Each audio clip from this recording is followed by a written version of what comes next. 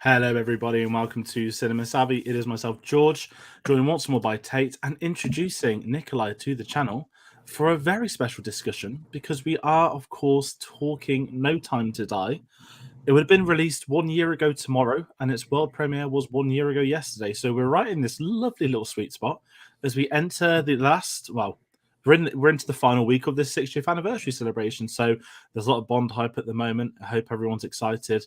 And yeah, it's hopefully going to be a fun video because we're going to get into this film. We're going to talk about everything from the time. But before we get into any of that stuff, Tate and Nikolai, how are we both doing tonight? Yes, doing okay. It's going to be a very interesting discussion. I think, we'll get into it in the discussion. I think it's going to be an interesting one tonight. Excellent. And Nikolai, yourself? I'm doing all right. It's going to be spicy, probably. Definitely. And as well, this is the first time I've had you on. We sort of got to know you a bit through social media across last year, watching the videos as well, being a very great part of Bond Twitter. I know you've been on the Road 007 guys as well, who are good friends of the channel. Thank you. And what we kind of did of everyone, we like to put them on the spot. We don't have the ranking anymore, but we just ask everybody who's your favorite James Bond. It's a lovely little introductory question. Well, I think everyone who's been following me on Twitter probably knows that I'm a huge Timothy Dalton fanboy. I love him as an actor in general, but he's my favorite Bond for sure, and I just adore him in the role.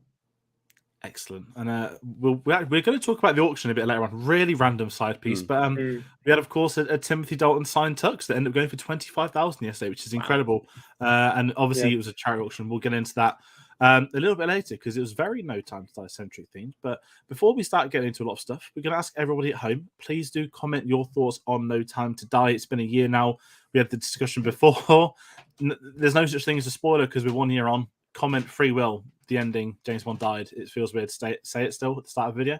But we know that's a massive part of the discourse around this, especially Nikolai, the same as me, Bond Twitter. It's a very tough subject for anyone.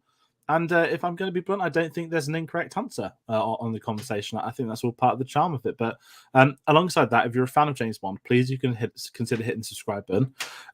There's a massive video going up this Sunday. I'm just going to plug it now. It's the 60 Greatest James Bond Moments video. We've pumped a lot of time into this. Nikolai, you also lent your, well, not voice, you submitted a video for it. We've got you involved. We've got all the friends of the channel involved. That's going to be this Sunday, 6 p.m. Do check that out. That will premiere on this channel. And this is like our main event for the 60th anniversary, something we've been having in the pipeline for a few months now. But aside from that, Tate, where can people find out about any other videos we might have on the channel? Yes, so people can find us on Twitter and Instagram. That's at cinema_savvy. People can find us on Letterboxd and Facebook as well. Just type in Cinema Savvy, you'll find us on there. And you can go in the link to the description, go to Redbubble and pick up some merch and help out our channel that way. Definitely. So everybody, please do take a look at all of that sort of stuff. And what we'll do, we'll sort of introduce this video. So we know we're visiting it 1 year later. And the sort of concept and idea of this was that, it's a very controversial film. I think controversial. I don't want to use it too much tonight, but it is brewed in it. And the last 12 months, when we did a review last year, it was 4 hours long. I think we said that's the longest review in our channel's history. It wasn't intended to be that long. I still don't know how it was that long, but it was. To the point that StreamYard kicked us out of the server for running out of time. And as a follow-up to that, there's been some interesting developments since then. We have, we're going to be discussing some of its box office success, some of its award season coverage. We've already mentioned the auction earlier, and we're celebrating the 60th anniversary. And what also potentially is very cool is that this, of course, is going to be at the cinemas this weekend in the UK. Obviously, we've been very fortunate enough to having a lot of the films out one a week, and it just reached No Time to Die's term. And if you're going to the BFI IMAX, they're showing it on Sunday night in a Craig triple bill at IMAX, which is kind of cool but weird at the same time. So there's a lot of James Bond stuff happening. But before we get into it, I think it's only fair to jump over to you, Nikolai. What we'd love to know very quickly, where you were sort of 12 months ago, heading up to now, I guess we could say, what are your thoughts on No Time to Die? Are you a fan of it? Do you dislike it? What's your situation been with the film? I would say that I'm overall a fan of it, not quite as much as I had been when I saw it in the cinema. I watched it 3 times in the cinema. First time I was kind of sort of dumbfounded at the end. Like I didn't know what to necessarily feel about the ending. I knew that I liked it, but I didn't know quite how to process it at that point. And I liked it more the second time around. Watching it felt sort of easier. And overall, there's like, I would say 80% of the film I either like or love, and the rest of it is, well, it could have been better. Definitely. And Tayte, you as well, just for those that wouldn't have been familiar a year ago. Yes.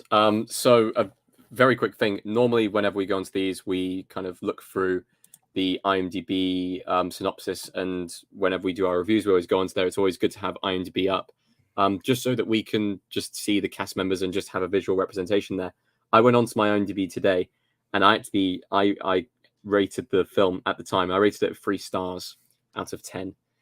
I do not look on this film favorably. In the past, when I first watched it, I remember it being probably the only time that I've ever seen a Bond film and gone, well, I don't really want to watch that again. It left a sour taste in my mouth. I didn't agree with a lot of the decisions the film made. And yeah, that was kind of the general theme behind kind of me watching it the first time round. And this is only the second time watching it. And even then, it was like a forced, like, if we weren't doing a 1 year on video, I wouldn't be watching it right now. I'm still not in the right headspace after this film has been released. No, very fair. And it's a sort of counterbalance that we have me that absolutely loves it. And I put it 6th in my rankings, and it still sits there, if I'm being honest. I think, I'm not going to lie, I don't know how many times I saw it at the cinema. I think it was either 3. It was 3 times at the cinema, and then watching it this weekend and finishing off at a later date. Not because I didn't dislike it. It's been a very busy week for the channel. So I finished it earlier today. And yeah, it's I loved it at the time. And the same as you, I was still a bit... I was processing after that first viewing the fact that they killed James Bond. That was a big thing to process. Obviously, I was very fortunate to have been at that premiere as well. I know Mr. Butler and a fair few others were there from You Must Know channels, and some really great people. It was a lovely night. But it's been really interesting following this film over the last, I mean, I say year. I mean, Tayte were at the London Film Festival last year, and the main Odeon, which the press screens happened in, they didn't allow the festival to use it because of the Bond demand. And we're going to have a massive section on the box office because this is one of the major films in getting cinemas back to where they are now, which is worth a lot of credit, which we'll get into, because there's, over the last year, there's been news articles, there's been more behind the scenes stuff. This isn't necessarily a retrospective entry. This isn't a reviewer's kind. It's more of a nice round discussion with everybody. So we've never done something like this before. We did do a Rogue One revisit a couple of days ago. That was to hype up Andor. Plug Andor spoiler reviews. It's a fantastic series so far. But what I'm going to ask, Nikolai, you mentioned you didn't... Actually, it's a really good side point for you. You mentioned that over the EU, there's some things you didn't like as much. I'd actually love to ask, is that something that came off the repeat viewings, or was that time away from it thinking about it, or maybe you saw some of the other Bond films? It was a mixture of time away thinking about it, probably caused by me being on the Really 007 podcast and everyone fucking hating it. But I mean, there are things, particularly about Safin, the villain, that don't... I mean, at first, after my viewings in the cinema, I sort of explained some things away by interpreting some stuff. But after thinking about it some time, it doesn't quite work 100%. I still think I still don't think he's a bad Bond villain. Actually, I'm not sure there's ever been like a completely bad Bond villain necessarily, but I don't think he's good. I think Rami Malek's performance is very good. I don't think the writing for him was very, very good at all. I mean, that's a great starting point. Shall we actually? I'm going to jump in. I mean, we've got a schedule of kind. We're not going to follow it, but I actually want to jump in the South stuff because I'm quite similar. That I don't mind Rami Malek as an actor. I'm really not a fan of Bohemian Rhapsody. Certainly, it's Oscar acting winning for miming. like, considering the biopics we've seen since, where they I actually was going to say, considering the biopics in the same year with Rocket Man, where Taron Egerton Rocket Man actually was the year after. it was the year technically, after, but at the same time, in his performance, he yeah, actually sang. and oh dearie me, there was a massive one. Oh, yeah, of course it was Elvis. Of course it was. Yeah. Austin Butler, who's incredible in that film, and the Rami Malek was really interesting because I've always, I said, I liked him as actor. Even when he was younger, I remember watching War at Home, which was like a terrible comedy on E4 at the time, and he was in that Night in the Museum, and he's in this really interesting point where he comes across like very enigmatic, like as an individual, not as an actor. Like you see him in his interviews, he's very unique, and I think that sort of helped his character, that because it was Rami Malek playing this guy who's a bit weird, a bit different. But sort of looking back, I'm kind of torn with him because I think you've probably hit the nail on the head, I'll be honest. He's not, I don't think he's a bad villain. I don't think he's a great villain. I think he's in this sort of neutral category where at the end of the day, he won. But the problem is, for me, he won in the opening third of the act. He committed revenge against Spectre, which was his goal from the beginning. And this is where I get torn with him because I love the whole dynamic of someone else was after Spectre the entire time. I love that sort of stuff. I just don't find myself as attached to his relationship with Bond. And it certainly feels very not forced, but his overall villain plan doesn't work for me personally. And what I kind of credit Eon at the same time actually is, I remember when it got this first delay before COVID, before the first lockdown, I guess is worth saying, before it really escalated. This was the first, obviously, film that got that delay. And there was those rumors at the time that, could it be that the villain's plans to unleash a virus?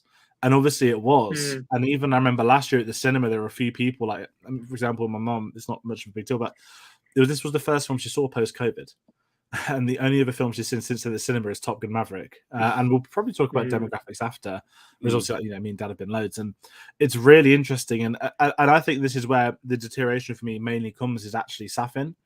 Tayte, I'm not gonna lie, I can't actually remember your thoughts on him from last year, if I'm being honest. It was a very long video. I was going to say, my thoughts on Safin last year were that Rami Malek, as talented as an actor as he was, I didn't think he actually played the character well. And I don't know if that's down to the writing, I don't know if that's down to his actual performance, but I didn't click with the character at all. I didn't see him as a ridiculous threat. You've got villains which can play that kind of meek and quiet very well, and I just don't think he played that threatening character very well. I kind of wish he kept the mask on, honestly, throughout the entire film. I think that would have been a way better villain choice to have that there. And I know, of course, you got the star power. You want Rami Malek. He'd just come off, a few years previous, but he'd come off the back of an Oscar. It would have been after filming that he came off the back of the Oscar as well. So you want to have that face. You want to have that advertising. Yeah. So, of course, you want to see his face. It makes sense that you would want to see his face.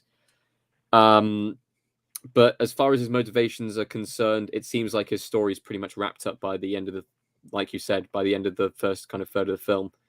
His motivations as far as Bond don't really stretch too far. I guess that goes down to Madeline, really, and Bond taking it personally from that stage. But I also have that kind of feeling that this is a very personal film. Of course, he goes after Spectre because Spectre killed his family. Then he goes after Madeline because he has that connection with Madeline. But then his plan is to spread the virus throughout the entire world. Where did that come from? When did he have such a hate against the world? There was never that jump there. It's like this quiet little villain who's going for personal revenge suddenly wants to take it out on the rest of the world. Why? There's no reason given at all. It just came completely out of the blue. And it's like they needed a giant death button to arrive at the scene, or just something to connect us back to Bond must save the world, where this story was never about Bond saving the world. This story was about Bond saving Madeline and Bond kind of facing his own personal demons. That's what this was about, and they turned that into something completely different. That's a misstep on the writing, and also I don't think Rami Malek actually played it too well as well. Yeah, that's very fair. I mean, Amsterdam's not out yet here. Very controversial leading up to its release. We've not had the formal chat on it yet. I'm probably not going to review it. I might see it. But if anyone is curious, just go read up on David O. Russell. It's pretty scary, actually. What's scary about it is how I hadn't heard anything about it till recently, and it wasn't recent allegations. It's from like 10 years ago. So, there's a lot of backlash from that film, rightfully so. There's also a really good article by I forgot her name. Billy Hopkins of F. Billy Melissa, who has done an article on why smaller outlets, why do they have to boycott stuff rather than the big outlets, which is a great article. I'm going to push towards people to have a look at. But what I want to do, because again, we've not done a video like this. This is really weird. I'm actually going to ask you both. Is there anything that jumped out to you that you liked first time around that you like more? Is there anything that you didn't like the first time, which is much better now? Just as a nice conversation piece while I try and figure out how we're going to move this forward. Yes. Actually, surprisingly, as much as I dislike this film, the second time round, the pacing felt a little bit better. Not good. I still think this film is far too long for a Bond film. I'm not going in for an epic if I'm going in for a Bond film. I'm looking for 2 hours to 2 hours 15, kind of nothing past that. Fun action film. And this film drags on. And I don't know if that's because the opening sequence drags on, because that was something I was like, Christ, I forgot how long the opening sequence was, and then it kept going, and then it kept going, and then it kept going. So that was a thing that I didn't enjoy the first time round, and really disliked the second time round. But if there was one thing I could say improved overall, it didn't feel like I was, it didn't feel as long as it did the first time round. And I don't know if that's because I know what the next scene would be. I'd be like, oh, okay, now we got the forest scene. Oh, okay. Now he's going to the island. Okay, now we're at the island stuff. Okay, now I know this is going to happen. I know this is going to happen. Apart from that, the thing that I once again laughed out loud at is at Nomi's line of, do you know what time it is? Time to die. That's one of the worst lines in all of Bond. I'm sorry, but it is. It's so cringeworthy, and it doesn't fit the theme of the film at all. If you're going to go with the Bond quips, you've got to do it in a sensible manner that fits the scene. Just like the quip about the eye, about when he kills Cyclops with the close charge. That bit of writing is just it got me even worse than the first time. I was like, God, that is just an awful line. What, you done the eyeball line as well? No, I like the eyeball line. That's what I'm saying. I don't like the time to die line. What I'm saying is there's a time and a place for that kind of humor. And with her character and in that moment, that is 100% not the time. That's fair. Nikolai, anything, maybe not on that, or anything you've picked up on that you enjoy more? Because again, we've not done this for people at home. So it's going to be really different for us. And it is quite curious seeing, again, there's that amazing conversation people have where I hate it. It's like, oh, the Oscars shouldn't happen until 10 years after. It's like, no, that's not how it works. But when it's a big blockbuster on one of the biggest franchises of all time, that has one of the probably one of the three most famous endings of every Bond film there'll ever be. It is interesting, but sorry, Nikolai, over to you. Anything that stands out to you in a really positive way that sort of has reinforced? I mean, since I pretty much loved the film from the first viewing, not much has gotten more positive in my memory. I actually really like that line from Naomi. I know it's like right up there in your face, but I don't know. I just enjoyed the death scene. I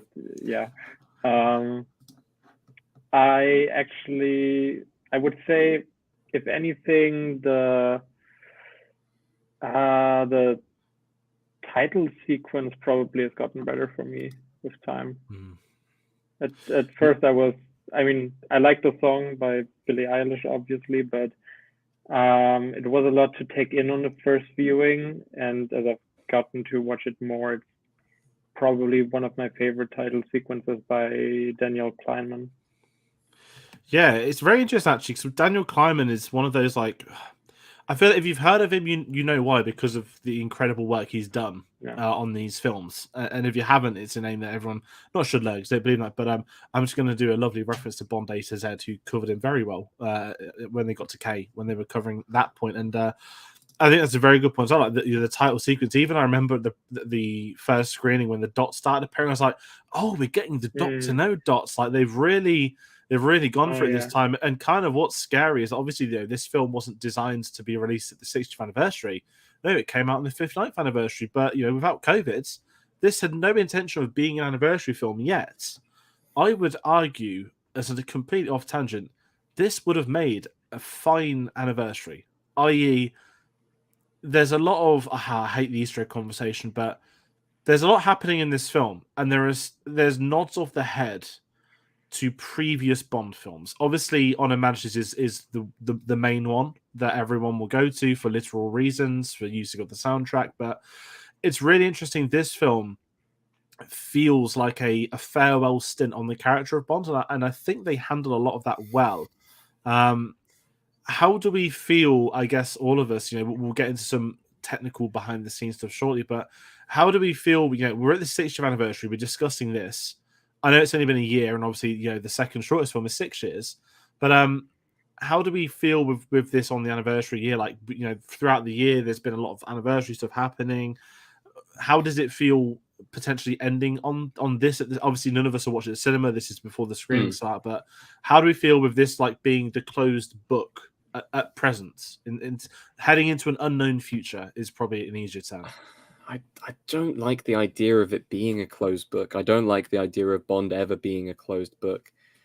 And maybe that's because we've had kind of the continuation over time of, this character with a different face, with different missions, and even changing over the years, different personalities, different things being brought to the table. The thing that I've always loved about Bond is that there isn't any finality to it. You don't have that immediate bang, book end, done. That's this story kind of over. We're going to start a new one. It's just a gentle continuation. You get the introduction of the new character, and you don't need to see like a Bond, should we say, riding off into the sunset, or a Bond dying from any of the previous incarnations, because it's just a continuation. It's another adventure. This really does put kind of that proper like bang, we're going to be starting again. And maybe we should have seen it coming with kind of the start of how they started Daniel Craig's films. As soon as we got into Quantum of Solace, it was a straight up, we are continuing this film straight on from the last, which hadn't been done before, really. I guess you could say possibly from the jump from On Her Majesty's Secret Service to Diamonds Are Forever with the opening sequence. But that's still not really tangible because it's a different Bond, and it's once again it's a bit iffy. This entire set of Daniel Craig films, it is an entire story. They've never done that with Bond before, and to have it as that bookend, I understand the decision, but it doesn't mean that I have to like it. If we're seeing it as an anniversary film in that context, it's like, okay, that's the bookend of the first 60 years of Bond. Are we saying there's going to be a continuation of that? I feel like it's very difficult to spin this character into its new light, given how final that last moment is. They've got to do some kind of explanation, which they haven't had to do before when they come to the next Bond. And I think they've kind of not written themselves into a corner, but they've definitely given themselves a hard sell with the next film coming out, and a harder task of being able to kind of write in the continuation going forwards. And that's not taking any credit away from the film. What it's doing is it's putting a lot of pressure on the next film to come, and that's where I see an issue with it. Nikolai, anything on that as well? Yeah, I actually don't think they're gonna have any problems necessarily, because obviously we've had the sort of the classic Bond era from Connery up to Pierce Brosnan, which is a continuous sort of thing with Bond as the character never really changing necessarily, even though the actors changed, obviously. With Craig, it was always sort of clear to me that it was like his Bond being a different timeline, sort of, and him just living in his own like little pocket universe, which is also why I don't hate the whole idea of him dying, because I was like, I mean, it's even at the end of the film, it's like James Bond will return like yes, of course he will, but they don't need to really explain anything. I mean, they can just basically do the same thing they did with Casino Royale and reboot it. I mean, I know there's like certain people who like to theorize, oh, Doctor No, from Doctor No in between Die Another Day, everything happened like between some of the Craig films. I'm like, don't don't try to explain it in that way. It's a bit much to me, and I don't think it's necessarily a problem to not explain it in the next film and to just start off fresh, I think. It's very well said, because I'm kind of in this. It's so hard because obviously we don't know what's gonna happen. We don't know when. There are talks here and there, and Barbara Broccoli, she's on the press tour for Till at the moment, so she's going to get asked about Pond at every possible corner. And it does raise a fascinating conversation, because if you look at the history of the series, the only two Bonds you could even argue before Craig, who knew this will be my last film, was probably Connery with Diamonds, because he was probably like, I'll come back for one more for the money, but it wasn't I've come back to finish my character arc. I'm pretty sure it was literally for a divorce settlement. I could be wrong, but that's what has been a lot of reported over the years. And following that, you've got Roger Moore, who every film was his last film for like 3 or 4. And it's really interesting that Craig's the only Bond who doesn't just come in with a book's beginning, but a book ending. And what's kind of always sad is, not to me hype up Die Another Day again, but it probably happens when you're watching License to Kill as well. It's the final Bond. This is now in history. We know what happened after. We can look at the final scene and think this is their last ever scene as James Bond. And they definitely didn't know in 89 and 2002 that it was going to be their final appearances. And I think there's something really interesting with the Craig arc that Spectre could have ended as, this could be a final appearance, to then, okay, I'll come back for one more. And now it's, yes, this is my final appearance, and here's why. So it's really interesting that the series has had this new ground. And what's kind of interesting, Tate, you mentioned sort of not the samey stuff, because that's a bit unfair, but Bond has a very specific formula, which we've all known about from Goldfinger onwards. And I love the formula. I love a lot of the films that follow the formula. But I would argue that some of the best ones don't. And I think what I'd rather have for a final actor's film, I like the idea that they went off tangent. And License to Kill does the same thing. On Her Majesty's, of course, does the same thing. Very different, though. All 3 complete different films. But I like the fact that they took this risk. And at no point probably did Michael G. Wilson and Barbara Broccoli sit there and think, you know what? Everyone's going to love this. I think they consciously knew from the day they decided, Daniel Craig as well as a producer, they would have said, this is going to be controversial.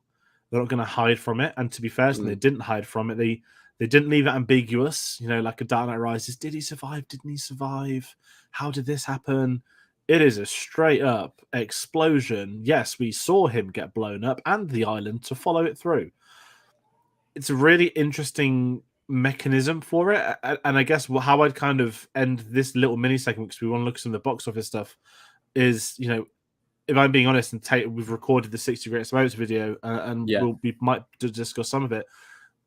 It's impossible to measure the future of the series until we've arrived past the future of the series, because contextually we might not know it was, even if you went to 9.5 of GoldenEye, you wouldn't know how big a deal that was till 20 years later, when we can look at the last 20 years of history and say, wow, look at what that spawned, look at how that modernized it with games and everything else. And it as you said, Tate, it puts a lot of pressure on not just the next Bond actor, the next film. Of course, we don't have a formal announcement as kind yet. We don't have directors or writers. We don't have Purvis and Wade's coming back, but we're heading into an unknown. And I would argue it's maybe the most unknown era that Bond's had, certainly since the 89 to 95 gap, and no one knew it would ever come back at all, which is a real sad thing. And, one thing I'll say, which is also too early to judge, but now there is Amazon money, we don't ever have to worry about MGM financial issues again. No. Because, that's one thing that's played a lot of Bond actors, not just Daniel Craig. There's a lot of Bonds that I think missed out on other stuff due to MGM stuff. But we've mentioned a lot about money. I really want to bring the box office because I'm a bit of a box office nerd. I think a lot of people know this. And I'm just going to rewind the clocks to September 21. as we mentioned, the festival, an Odeon in Leicester Square, like having screenings at 9 a.m. for a blockbuster is unheard of. To have those screenings sold out was unheard of, and we've had a few films in the last year that have been really big. I'm talking event status films. I genuinely believe that No Time to Die is responsible for re-kickstarting the cinema experiences. A lot of people might say Shang-Chi made 400 mil. A lot of people might say Black Widow because it had a cinema release. I felt Bond was the first time that, certainly in the UK, I think this is a fair comment, everybody had to come out to see this film. And this was a demographic thing. If anyone's curious with the demographics, it's the older audience wasn't going back to the cinema. The younger people had no issue with it, but it was the older, I'd argue 50 plus. I don't know if that's two demographics or whatnot after 50, but it is a real struggle here. And No Time to Die, we can sit here again with the benefit of time, grossed $775 million at the worldwide box office. Now, to me, this was incredible. I remember even thinking this film would be lucky to hit 600 mil. I didn't think it'd get past that. And when it started creeping up more and more, I was like, oh my God, this could get 650. This could get 700. To be sat at 775 mil is a wonderful achievement. And I kind of want to actually, Nikolai, go to you before Tate. What was it like watching it in Germany? Because we know what it's like over here in the UK. But I've actually really been curious, like, how is it over there? Like, is it a big event status as well for German cinema, or? Yes, it is. The first time I watched it, I actually was in Vienna. Actually did a little like going to the Prater for the Living Daylights fandom, and it was pretty packed in Vienna, and the subsequent viewings in Germany was also it was pretty well visited, I would say. I think Bond in general is still pretty huge in Germany and like continental Europe in general, I would say. I don't know if, I think the older generation in Germany is probably still going to the Daniel Craig Bond movies in some respect. I don't know if they're going as much as they would if the Bond movies had kept their sort of episodic sort of style and their formula a bit more, but yeah.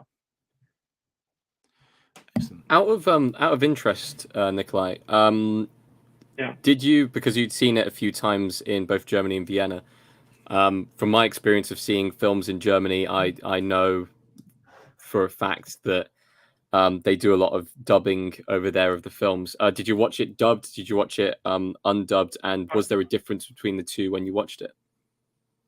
So I actually have the privilege of living in Hamburg, which is like the second largest city in Germany, and I pretty much only watch things in the original version, unless it's like either I can't watch it for some reason in that version, or it's something special or nostalgic where I know the German dub so well that it's like almost better for me.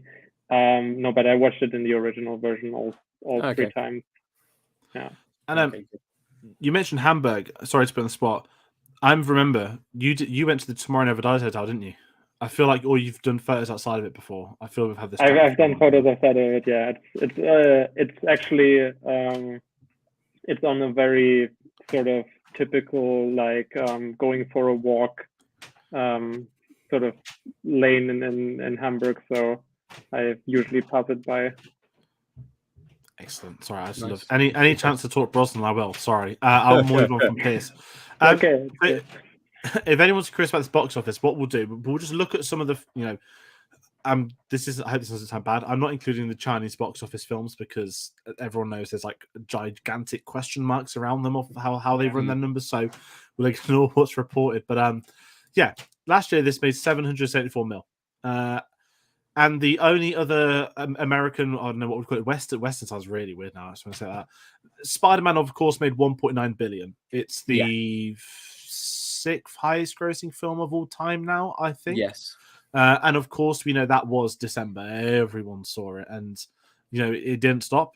Sony had a beautiful release window. No one would release a film near Spider-Man. In the same way, post No Time to Die, no one wanted to release a film after Bond. It was all quiet until Spider-Man, and I'd argue we've had a very quiet summer. Next year's going to be rammed, but some of this year we had bigger films in like March onwards. But this is a massive thing for me. This ended up grossing 774 million. If anyone else is curious, some of the other big American releases, Fast and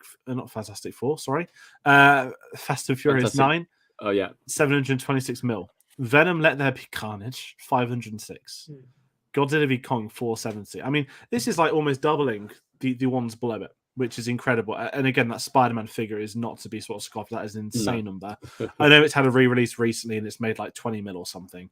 And then even heading into some of the comparisons to this year, 775 mil, that's more than Thor: Love and Thunder. That's more than the Batman by a couple of mil. And the only big films that gross more than it, of course, is Minions: The Rise of Gru, Doctor Strange, Jurassic World Dominion, and Top Gun, of course, Maverick, which is breaking records everywhere. Now, what I kind of want to... It's not really a question, it's more of a statement, I guess. This is basically the 6th biggest film post-pandemic. I mean, we're technically still in a pandemic, but the concept of box office report in terms of post-lockdowns, whatever. The Daniel Craig Bond series is amazing because you can only compare Bond films at a box office to each other when you have inflated numbers. And the Craig era, it was only a couple of years ago I discovered, I was like, hold on, the Daniel Craig era is like not popular because I knew he was popular growing up with it, but because I had that gap in film history and knowledge, I thought every Bond would be like sold out across England. And we know it's a British franchise, and it is, in terms of British culture, it's a massive part of the culture over here, Bond stuff. But I was so surprised to see that the only Bond that is on level with him is Connery in terms of box office receipts adjusted for inflation. And that's the 1960s, I'm just going to add. We're going to talk about his legacy in a bit, but how do we just feel with that? Like, does that surprise you that the Craig era, sorry, not just himself, the Craig era has almost reinvented Bond? I don't think it's solely down to this era. I think it was building throughout the Brosnan tenure.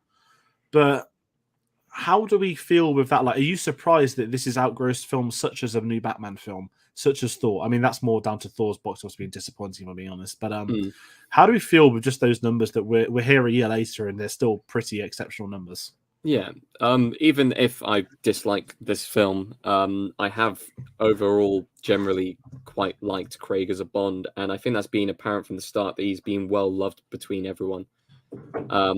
I'd say that most of his films avoid a lot of controversy. They're good action flicks, whether you buy into the plot or not. You can't say that this isn't a good action-centric film. And that's always drawn in a box office. And this has been one of those franchises that has been consistent. It's been going on for 60 years now.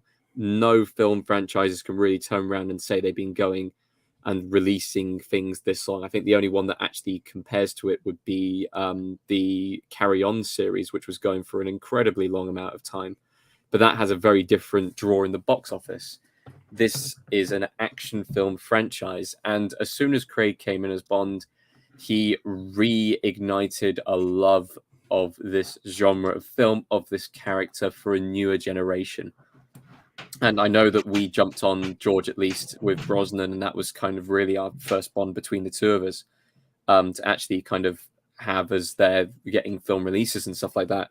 But for Daniel Craig, for this generation, it's been more than that. He's been Bond for the longest amount of time, if I'm correct, as in time-wise. Yeah. Even if he's done 5 films, they've all been event films, which I don't think the Bond series has ever had before, where past like Sean Connery, where every single film is an absolute must-watch. You must watch the next iteration. Even after the disappointment of Spectre, the hype that was going into this film and the films around it has just been staggering. So I absolutely can easily believe this almost saving cinema post-COVID, because we didn't know what the state of cinema would be. We had cinema chains, at least in the UK, like Cineworld, which were having their monetary issues, and no one knew whether they're going to reopen, what kind of stance they would do when they reopened, whether there'd be masks involved or anything like that. But this is the kind of franchise that people would be happy to. Any kind of generation of people. You're not a comic book fan, whatever, go watch this film. If you like action films, then yeah, this is for you. If you don't like action films, but you're there for a bit of drama, this does you good as well. If you're down for a good old spy flick, it's Bond, of course you're going to be in for it. And it's not just older people who have been following Bond for the 60 years. It's younger people. It's a wide range of people that have been following this character. And that's why I can completely believe it, because Daniel Craig was such an enigmatic Bond, and just the way that it was able to reignite the franchise in general has been staggering and has only helped it further. Nikolai? Yeah, I think I would agree with everything that's just been said, and also maybe add that the Craig era probably, I mean, what they did right, in my opinion, was that they reinvented Bond enough to bring in a whole new generation, but then they also managed to keep the old school Bond fans, and they managed to keep enough of that audience to achieve box office results like that. And I do think it's very impressive that it's pretty much on par with Connery, or actually even bigger potentially, although I think Thunderball is still like the biggest adjusted for inflation, which is crazy. But yeah, it's amazing. So if anyone is curious, adjusted for inflation, Thunderball, I believe, I've got it here, but I'm trying to find the right source. But this is from last year. Don't know what inflation's like now, especially with our embarrassment. Oh god, yeah. The Thunderball is right now 1.33 billion, which is an insane number, followed by Goldfinger with 1.32, which we knew Goldfinger was massive at the time, and then of course Skyfall with 1.25, which of course it is the highest grossing based off not for inflation. But I'm sat here and I'll just read this. This is the top 10: Thunderball, Goldfinger, Skyfall, Spectre, You Only Live Twice, From Russia with Love, Casino Royale, No Time to Die, then Moonraker, then The Spy Who Loved Me. So the top 8 are all Connery and Craig's. Yeah, and that's at the end. And this is it, and it's a massive jump to the actors below, and again, not anything on Roger Moore, because we love Roger, and different points in history. Well, the one thing I've always argued with the Craig era is that he's probably had the toughest competition. He's had to not only go up against the Marvel films, the reemergence of Star Wars, the modern filmmaking cinematic universe stuff. This isn't a Spectre discussion, thankfully, but the make cinematic universe is a thing. Unfortunately, that was something Bond latched onto, and Spectre, there's a heavy price for that, I feel.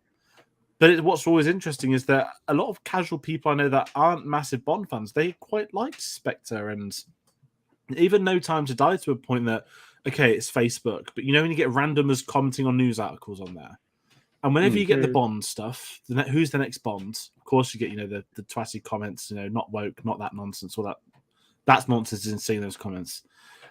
But it's when you get the ones that really jump out, like, why can't they just give it a rest for a bit? Daniel Craig did a great job, and I'm like, it's so interesting, because obviously we're invested in the series, we're invested in film. We know it's always going to be coming back, but others might not, because they are the general public. I think it's the 4 quadrants rule they always speak about, and it's such a mighty part of this. But we spoke a lot about box office, so I want to move on to something a bit different. Again, something big that happened across the year. We had award season, and we'll just very quickly. We spoke about the song ever so briefly, but just a quick one. Oscars wise, God, it feels like we're doing the Spielberg retrospective. This had 3 Oscar nominations. I remember: best song, best sound, best visual effects. Of course, Billie Eilish and Phineas won, competing the hat trick of Bond films in a row to win best song. I'm going to be blunt. I love this song. Sam Smith winning diminished the best. I don't want to, because it's boring to do the dig. If Writing on the Wall is going to win best song at the Oscars, then every Bond film for the rest of time should probably win best song at the Oscars. Can we say? We knew that Billie Eilish had won that before it ever happened. Madonna. But yeah, it's one of them, isn't it? Sorry. It's just, yeah, no, it's fair. I know I'm in the small minority that love it. And BAFTA, this was nominated for 5 BAFTAs, so obviously a bit of the British bias. Outstanding British Film, Best Cinematography, Best Editing, Best Sound, Best Special Visual Effects. It won for Best Editing. I always thought it'd been for Best Outstanding British Film as the polite, clap your hands, Craig era, thank you, here's your honorary awards. But they didn't, which is fine. But how do we feel with the awards push? Because I'm going to be honest that, Tate, you said earlier on today, that to you, the Bond films have always been about going to watch an action film. How do you feel with certainly Skyfall onwards, where it's now become these are like awards caliber films that they bring on directors with, Sam Mendes obviously is a big one, but yeah, the people involved in these films now aren't your generic directors. These are like, I'd say Fukunaga is not a household name. We'll get into him shortly, but how do you just feel with the transition from Bond bringing in those bigger names compared to the past? I would debate that Spectre is of any award caliber as a film.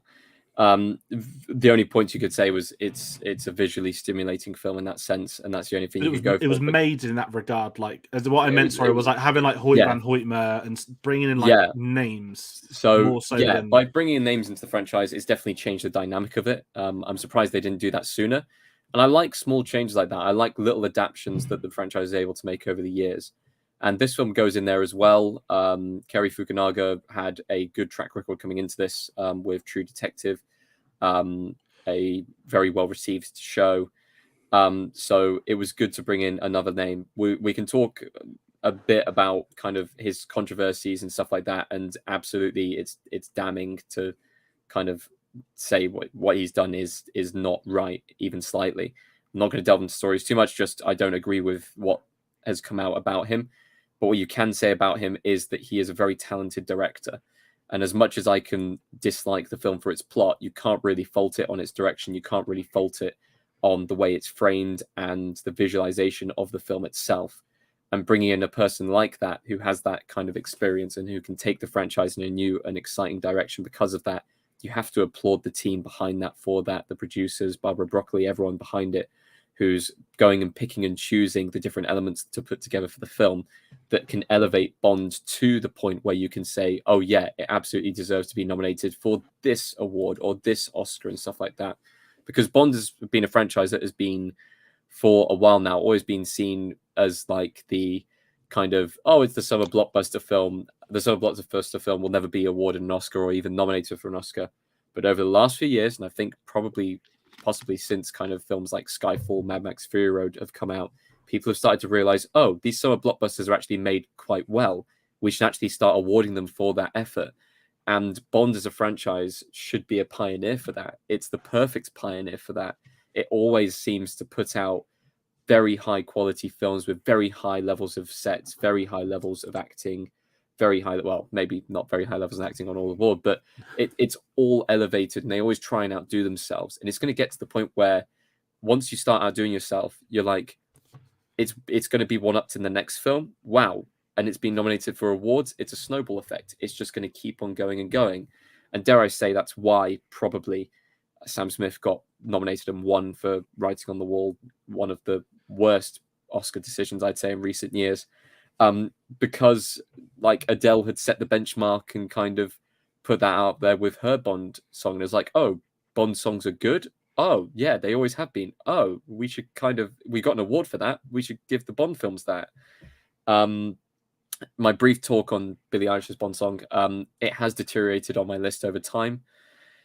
And I don't know if that's down to the fact that it's been 3 kind of miserable kind of songs in a row. And I'm not the biggest fan of that. I've always preferred the Bond songs, which have a bit of energy to them. But you can't say that it's a bad performance. You can't say that it's, a bad song. What you just have to say is that it's a little bit repetitive for the, that kind of nature of it. But I'm sure that they're going to see that and go, do you know what? We've had 3 quite kind of low key songs in a row, like kind of low down on that. Maybe we should have a bit of an upbeat song for a new Bond, which they genuinely tend to do all of the time. They put in a very upbeat song for a new Bond. So yeah, looking forward to the next one at least. Yeah. anything on I that think, as well? yeah, I think it's kind of shocking if you're a Bond fan and you kind of just assume that certain people in certain franchises and movies have gotten Oscars. Like Alfred Hitchcock is a great example. You just think, oh, of course he's got an Oscar. He's Alfred Hitchcock. Never really got one, except for maybe an honorary one, I think. But it's especially crazy if you do think about the title themes, like Diamonds Are Forever, Goldfinger, even something like View to a Kill.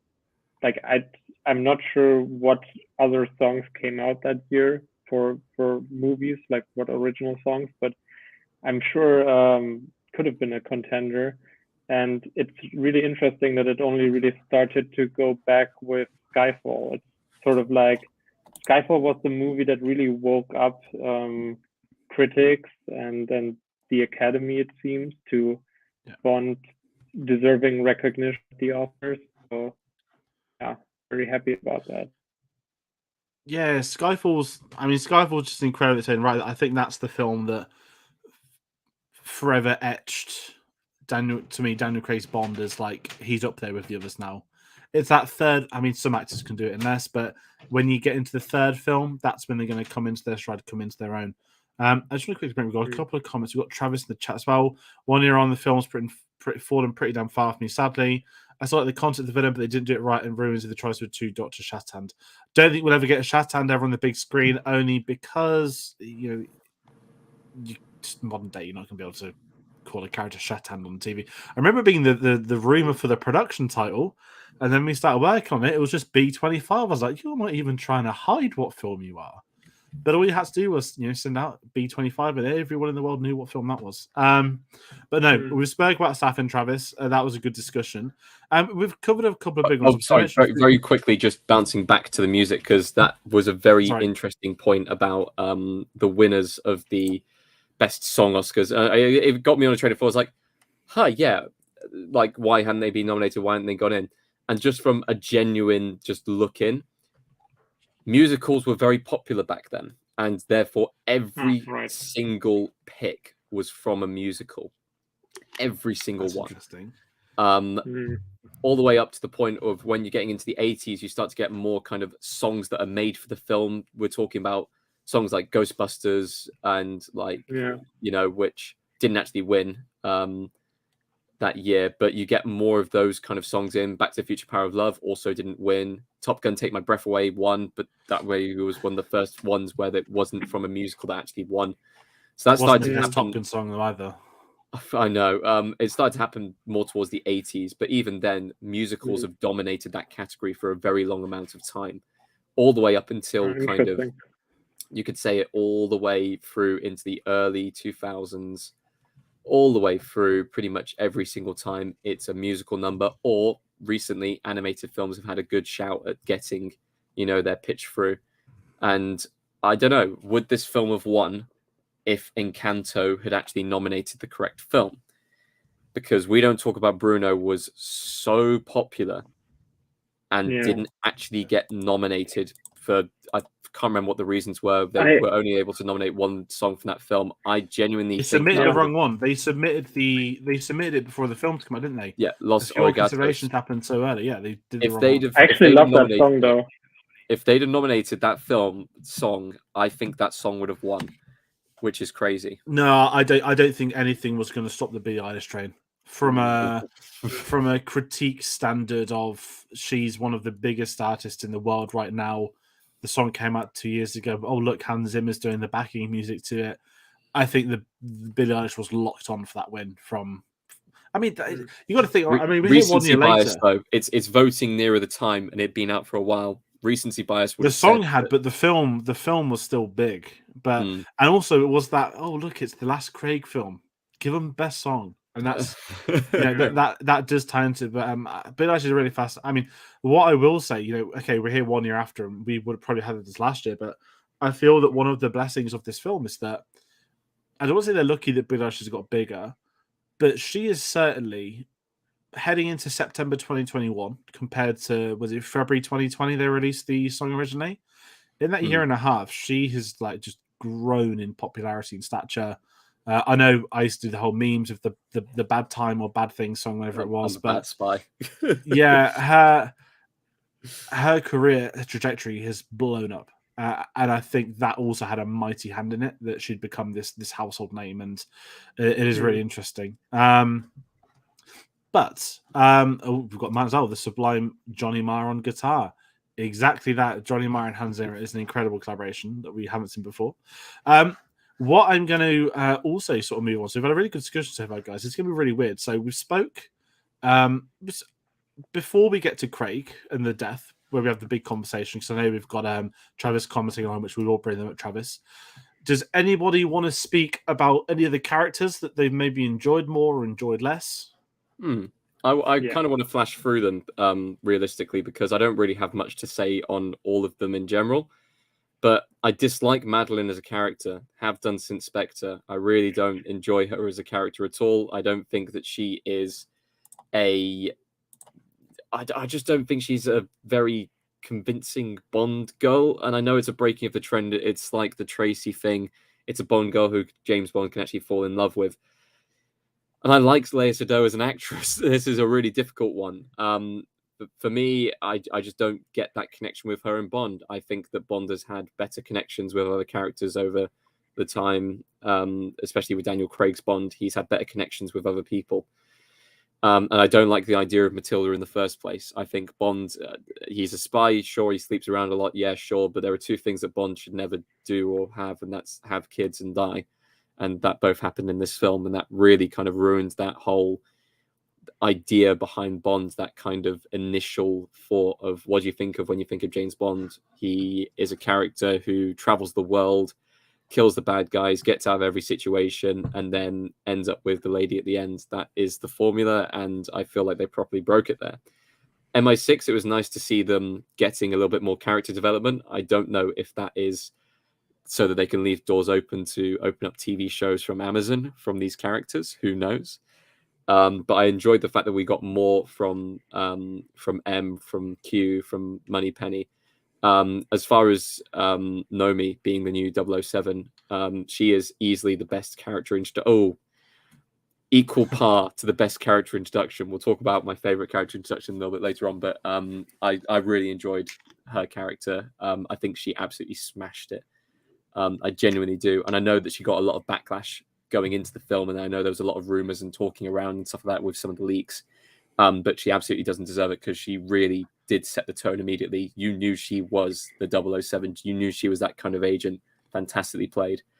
Felix, as a character, I've always enjoyed Jeffrey Wright's performance with Felix, and we've seen Felix be mutilated before. And as far as a side character, I actually enjoyed the fact that he did pass on, and I think that was a good decision for this film.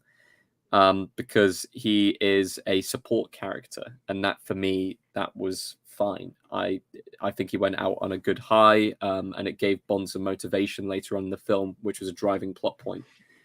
And then my favorite character introduced into the film was Paloma, and I know that she was a late addition. I know that she was never intended to be in this scene, but Ana de Armas, absolutely scene stealing kind of. It was my favorite moment in the film when she turned up, and it's easily the best action sequence in the film by a long shot. They should have introduced her back into the film a little bit later on, maybe having pincer movements from the CIA and MI6 both trying to go after Safin because of the events of what happened, especially with Safin. They know Safin's working with Logan Ash, and therefore they want revenge on Felix themselves. I think that would have been a fantastic kind of lead into that character ending up on the island at the end. But from what we got, she was a fantastic character. I am now going to pass the floor to Nikolai, and he can talk about the characters as well. Well, I think Paloma is like one of those characters that 99.9% of people can agree is just fantastic. So I don't think there's even any discussion to be had there. Whether she's great or not, she's obviously great in the movie. I don't think that I would have wanted to see more of her, though, because I think it's one of those things of not wanting too much of a good thing, at least for me. I mean, it could have worked probably, but I think it's pretty perfect to just have her be in Cuba and have their like very cute little goodbye at the end, and then just Bond continuing on with his mission. I do really like Madeline. I liked her in Spectre, but the problem I had with her in Spectre was that we were supposed to believe that they're in love, which I could believe that they like each other, and I could believe that they just, got attacked by Dave Bautista, and so they're having sex now because of adrenaline. Like, of course, yeah, sure. I did not believe that they had fallen in love, which I did actually in No Time to Die, because we see them on vacation, we see them spending time off, which is not during a mission. Something that I think is really important for like Bond to Bond girl relationships. It's a big part of the reason why I think Tracy and Bond work, and it's also why I think Bond and Kara in The Living Daylights work pretty well. So I don't really have a problem with her. I think a character that could be hit or miss for people is Obrachev, the sort of Boris knockoff. I prefer Boris scientist guy. I mean, of course you do, but also you grew up with Goldeneye, so it's I know. I like him. I mean, he's not the greatest thing in Bond history when it comes to like weird, quirky henchmen, but I like him. And on the note of henchmen, I actually really liked Primo. I thought he was pretty cool. He sort of gave me Dario vibes with like just the physical appearance. He's not necessarily like a super strong, like superhuman strength character, but he's got this like just original weird look to him that just really works. And his death was great. So yeah. I really like Primo, and that's probably one thing I'll say I've enjoyed more is that last year I didn't dislike him, but I was in this hunch of why isn't Batista back? And that was like my sort of vibe for like 6 years. Like, why isn't Batista back? Like he should have. And I know in the year I can't remember what website it was, but there were rumors that they believed that was in discussions at one point, but it never came through. And I certainly could have seen Batista filling in the role of Primo that he's took over whilst Blofeld's away. Very different story, and he could have had an eye from how he went out the train. Batista definitely lives, and then he got cast in Knives Out too. So him and Daniel Craig clearly do have a good relationship with one another, and I cannot wait to see them back on the big screen. I'm pretty sure I read Batista's going to be playing the role of a YouTube. I've avoided a lot of Knives Out 2 stuff, but he's playing the role of a YouTube star, which I think is going to be this Knives Out's piss take of. Do you remember that Trump kid on his phone? Yeah. We've now got the YouTube version for Batista, which is going to be incredible. Fantastic. That makes me want to see the film more, actually. Yeah, I've read nothing else but that. I've not even seen the trailer yet. But just for me, I'm in the same boat with you, Nikolai, of Madeline, that I didn't care for Inspector. And one thing I think No Time to Die handled really well, and certainly, this isn't Fukunaga's fault at all, is that the ending of Spectre was so locked in. They have driven off into the sunset in the DB5. This categorically means that Madeline has to be in this film. If you're going to have the final Bond film, if you're going to make it personal or find a way to get rid of him, it has to be around her. And what I will say, Tayte, same as you as well. She's a phenomenal actress from what we've seen for in other stuff. I know she's filming Dune Part 2 as well at the moment, which I can't wait for. 1 year in November. I think this film did the best it can with the pair of them. It felt genuine at times. I'm still not 100% sold, but I feel that this is just them. We've had Spectre. We have to do this. Now, my big question would be, how would it be watching the 5 films in a row after No Time to Die? And this is what kind of the caveat of when we announced this video, I was like buzzing. And then it was recent, I was like, I would love to do all 5 Craig films, like not in a row, but across a couple of days. And I'm really intrigued to see this film and then going through his earlier ones to see what little bits are taken here or there or what's built upon or improved upon. But the Matilda stuff, I actually really enjoy the daughter subplot. It was a brave subplot. But I think with what they want to do for him, they needed to... I'm trying to think of the right term. they needed to turn it into a personal story. I'm glad, and I will say by personal story, I'm glad it's not Blofeld as the villain. That'd be too easy. Oh, look, I'm going to try and kill your family because you have one now. But I think it goes down to they're locked in the corner again with Madeline. But it makes it an interesting one because it is an easy joke to say, yeah, Bond had tons of kids. Obviously, but we're not going to look at it in that respect. But Daniel Craig's Bond has been the first Bond where I'm not going to say he's had character development, but after 5 films in 16 years, I think he's one of the few that I can understand that he settled down. He didn't settle down because he's dead, but in that logic of he had a retirement, and even I love the scene like in Jamaica where we just get to chill with him for a couple of hours. Like this is his new routine now. How many times has he retired now, though? Well, this is it, and this is the one thing I'll always say is there's I know it's the MGM stuff, but that gap between Quantum and Skyfall, like if they just had one, I know we had Bloodstone in the game, but if they had one film of Craig's in between then, I genuinely think he could have had the best Bond arc. Travis, I'm seeing a lot of your comments. We will bring them up. We've got a couple from Martin as well, actually. And then just very quickly for me, Paloma, love Ana Dimas. Here's a really fun stat for anyone that know this. Blonde released yesterday. Haven't seen it yet. It's going to be very difficult to watch. She finished filming that 3 days before she started filming No Time to Die, and yet Blonde's out 1 year later. Oh, wow. And you know that wasn't the high budget one. Yeah, that's a sign of some of the behind the scenes that apparently went on with Netflix of why this took like another year to release. Okay, let's bring some of these up. So, Martin, the Spectre ending was perfect. Personally, I think Craig shouldn't have come back from No Time to Die. I respect that as well. That is a very common conversation piece. Again, driving off into the, and this is the problem that because he'd already driven off into the sunset, he couldn't do it again. He had to die. Right. And this is why the death isn't a problem for me. He had to not just die. If he didn't die, he had to have a kid. He had to be so far gone from being James Bond.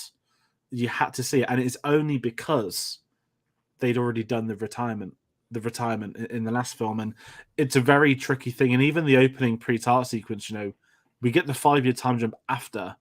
I'm pretty sure. Have you ever had one outside of GoldenEye? I know that's 7 years later, but they had to clear that up because they needed to move on from where Spectre was, but at the same time they had to also build upon Spectre's ending. So I think they were in a tricky corner no matter what direction they took from it. What I'd also say is that based off, again, it's speculation. My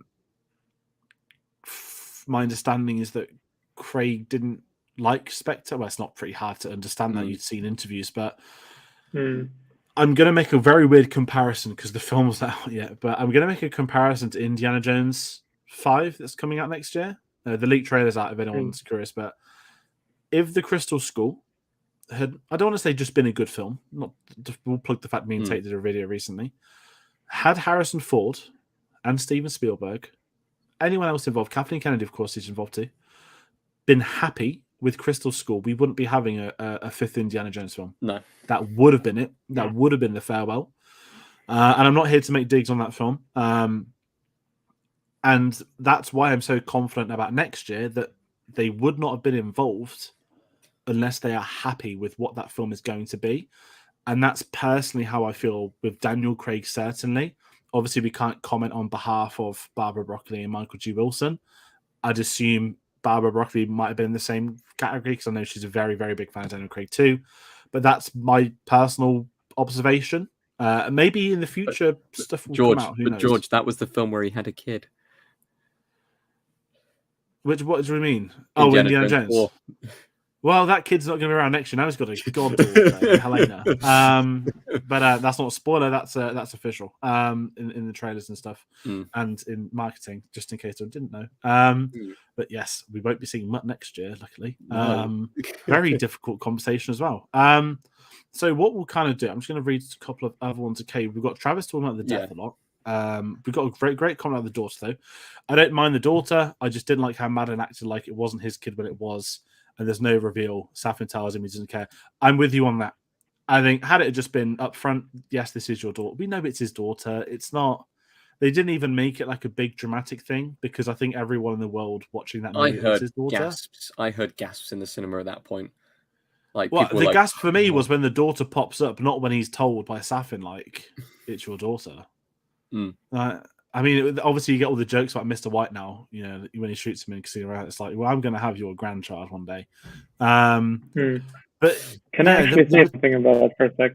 Of course. Because, I mean, I know it's sort of been seen as this like, big divisive thing of Bond having a daughter.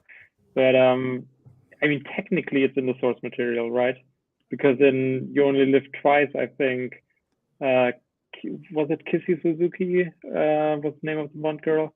Anyway, at some point, she at least proposes that she's got a child from Bond. And it's the sort of thing where I'm like, they took a lot of stuff from You Only Live Twice, from the book, and they didn't directly translate it, obviously, but it's sort of been there, just sort of lurking in the background of one of the books. And I think, I don't know, I don't necessarily have a problem with it. I mean, I get the point that we don't necessarily need to see it because Bond is supposed to be escapism and whatnot, but obviously Daniel Craig's Bond has been different in terms of being escapism, you know. No, that's a very good point, and I think as well. You mentioned escapism; it's so real as well. This whole 16-year arc, it's been. This feels like a spy, not if a spy is just takes that stupid, but it is that more grounded approach. Like this is how James Bond would operate. I guess it's the post 9/11 era. We're still going to call it, right? And like what a lot of films are, I think, going to slowly revert back to. We're going to maybe see a future a move into the episodic storytelling of the past. Again, we don't know. We won't even know till the second film's out after the next Bond. Who knows what year that would be? And we've got another question by Travis. I was going to say, yeah, after this question. Is this the first Bond movie where the Bond isn't even aware of the villain's existence of 2002? This is a very good question. There's definitely... when we're doing the video recently... Dare I say, like, GoldenEye is the only one where the villain is revealed halfway through? Halfway through, Gustav Graves is a villain, but technically he doesn't know it's the North Korean general till, what, 2013? Blofeld you don't actually see until the final act in You Only Live Twice. Travis is a good question. There's a few. I'm trying to think of anything as obvious as this one. But yeah, that's a very good question. I feel like there's going to be one really, really obvious. Dr. No. 3/4 of the way. Yeah, but he kind of is aware. He knows there's something. Yeah, he knows there's something. But I'd say in modern films, certainly, because obviously nowadays we have the whole let's get the villain in. And, following on from preceding Rami Malek, of course, we've got, Silver. They go for the Oscar caliber type villain now, don't they? Blofeld, of course, being played by Christoph Waltz. It's a very Bondian trope. I mean, what I will say, blessing looking here 16 years later, Mads Mikkelsen wasn't as big in 06 as he was now. And I'm so glad we got him on a Bond film. And not that he's younger, because that sounds unfair, but we got Mads before I think everyone knew he was Mads. That sounds really probably disrespectful. That makes more sense. He's kind of gained a different kind of level now, seen as a film that he was in, won Best Foreign Oscar, and also, I'd say like post Hannibal. Yeah. Yeah. His career's jumped off from there. So the point I wanted to go on to, when you were talking about kind of the closed loops and continuation and stuff like that, because we do need to talk about Daniel Craig as Bond. We need to talk about Bond's death as well. Yeah. Because it's probably the biggest talking point that we've been slowly dancing around for this entire video. We're at the main event now. It's time. I was going to say. As far as the death of Bond is concerned, and I think the reason why I have such a disliking of it, and we've kind of talked a little bit about it before, but I think it's the key point that I want to bring down here. Bond, and I guess with modern cinema always wants a continuation story. It's been the modern trend of cinema to have stories that link into stories that link into stories that link into stories. And dare I say, Bond was probably the team that actually started that with the jump from Casino Royale into Quantum of Solace. Because pre that, I can't think of any other franchise outside of your comic book franchises that actually went Fast and Furious did it very fast and loose. But just in like a direct sequel or like more like an entire. It's literally the next film. A long-running franchise. It's literally the next film. Not many franchises do that. I'd say it's fair. And I'd say that Bond was probably one of the first ones to make it modern and also make it popular, because films are doing it nowadays. I know the main kind of key one with that is Marvel. Batman Begins influenced Casino, ends on the Joker cards. Yeah. Dark Knight just before Quantum. Mirrors. Dark Knight's just before Quantum. It mirrors. But the key point was that Bond survived as a film franchise that didn't need much continuation or any continuation for a long amount of time.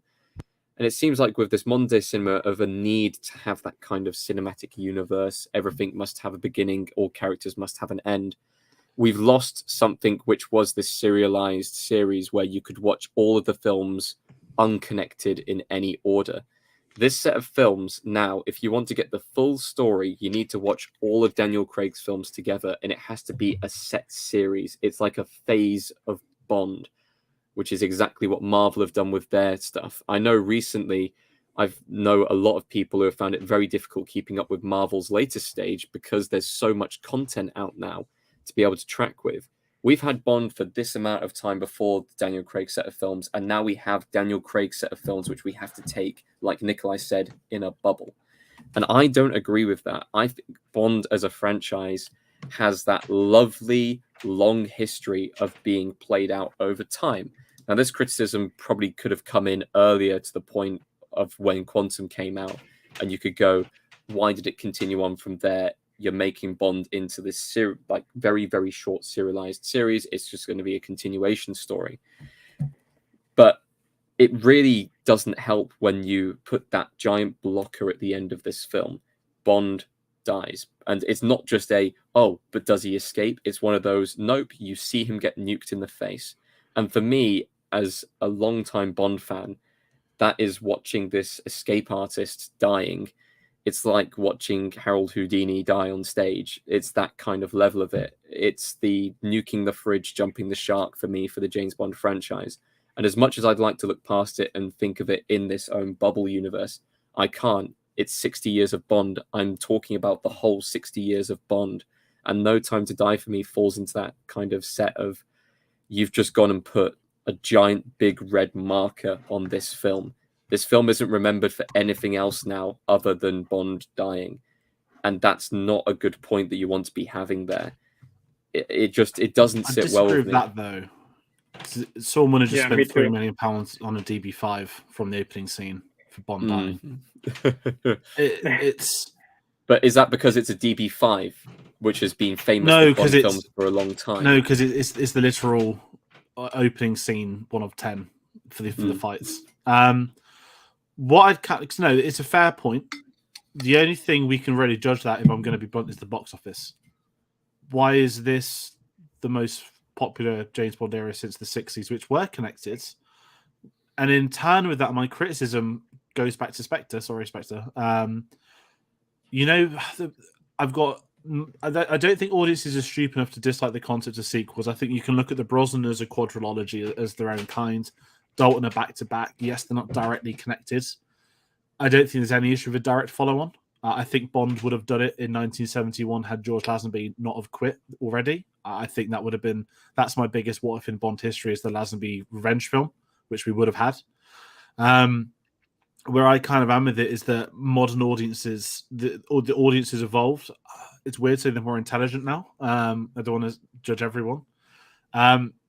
But I don't think you could have just done 5 standalone films, and I don't think they'd have gone on to have the success they do now. I think we've spoke about the evolution of Daniel Craig today, but when we speak about the evolution of other Bond actors, it's like, yeah, they're good in the role, whereas this is the one where we get to talk about story. So my 2 pence with that is, I think audiences were tired of it, and I think just the box office shows that a reboot was needed. And listen, I love Die Another Day. It was popular, but in 2002, contextually, of course, you've had 9/11, modern filmmaking's pushing on. They needed to hit the reset button. And what I think they need to do, now they've hit that reset button once before, is that they can do it again. And the only other example I'm going to give to you is Spider-Man. We've had 3 Spider-Men in what was the gap between 07 to 16? 9 years. We had 3 Spider-Men in 9 years. So I'm in that mindset that I don't think audiences are bad enough to divert characters. Again, Casino Royale was a stone cold reboot, so I think at that point in time they're always going to do something different. But my perspective is it's going to take another whole Bond generation to see how does the Craig block stand up.